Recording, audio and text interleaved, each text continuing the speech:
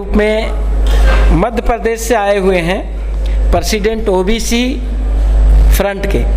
मैं आग्रह करूंगा श्रीमान राजकुमार सिंह जी से कि वो आए, अपने शब्दों से दोनों पे विचार रखें और हम सभी को मार्गदर्शन करें। इनके लिए बिग हैंड, एक बार ताली से स्वागत किया जाए इनका।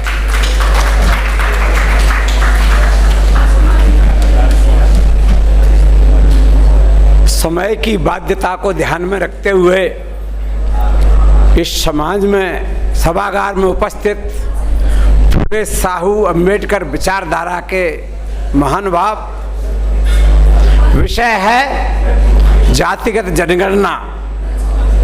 जातिगत जनगणना का मसला बहुत पुराना है। संविधान सभा में बाबा साहब अम्बेडकर ने जब ओबीसी को आरक्षण देना चाहा तो मसला यही आया कि इनकी संख्या की सही जानकारी नहीं है, कौन कौन सी जातियां ओबीसी में हैं इनकी सही जानकारी नहीं है। उस समय से हम इस मसले पर लड़ रहे हैं। मेरे मध्य प्रदेश में रथ यात्रा के माध्यम से गांव-गांव जाकर के हम लोगों ने अलग जगाया कि जातिगत जनगणना कराई जाए, अन्यथा हम जनगणना का बहिष्कार करेंगे।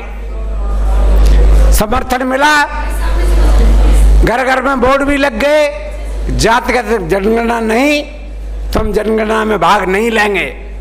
लेकिन सरकार ने घबरा करके जनगणना कराना ही बंद कर दिया। और बहाना क्या? पैसा नहीं है।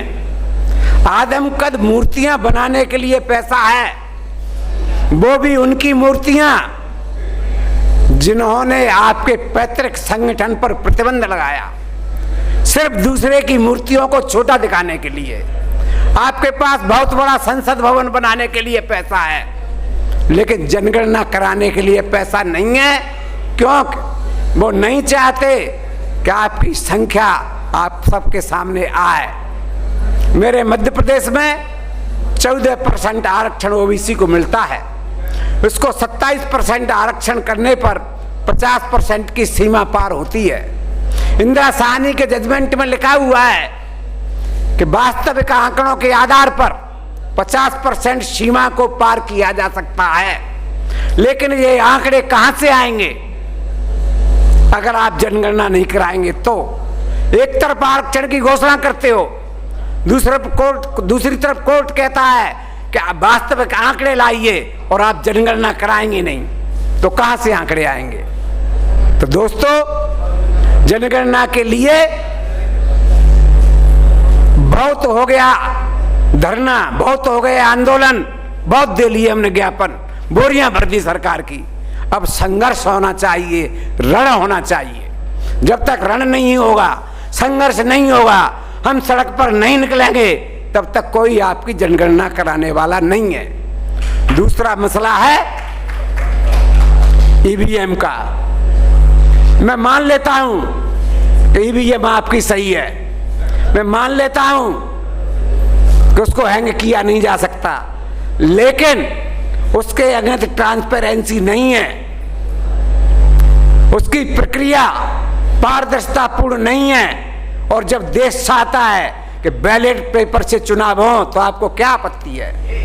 एक छोटे से पंच का चुनाव बैलेट पेपर से हो रहा है। मैं मध्य प्रदेश से आया हूं, मध्य प्रदेश में अभी भी पंचायत के चुनाव हुए हैं और एक व्यक्ति को 4 वोट एक साथ डालने होते हैं, पंच का, सरपंच का, जनपद सदस्य का और जिला पंचायत सदस्य का, और वो बैलेट पेपर से चुनाव हो रहा है। सर्वोच्च पद पर बैठे हुए राष्ट्रपति का चुनाव बैलेट पेपर से हो रहा है, तो सांसद और विधायक का चुनाव बैलेट पेपर से कराने में आपको क्या आपत्ति है? ये दोनों मांगों का मैं अपने प्रांत मध्य प्रदेश की ओर से समर्थन करता हूं और आपको आश्वस्त करता हूं कि जब भी हमारे गणमान्य लोग, जल्ली साहब जैसे लोग आवाज देंगे, पूरा मध्य प्रदेश आपके साथ खड़ा होगा। एक बात और कहना चाहता हूं, इसके बाद मैं अपनी बात समाप्त करूंगा, क्योंकि बहुत सारे विद्वान लोग जिन्हें हमें सुनना है और मुझे भी सुनना है, मेरी भी आकांक्षा है कि मैं विद्वानों को सुनूं। हमें किससे लड़ना है? हम कभी कभी यदा कदा महीने में 2 महीने में पढ़े लिखे बुद्धिजीवी लोग बैठ जाते हैं और अपने भाषण कर लेते हैं, और दूसरे लोग सवेरे 5 बजे पार्क में झंडा लेकर के बैठते हैं और एक 10 साल के लड़के को मनुवाद सिखाते हैं।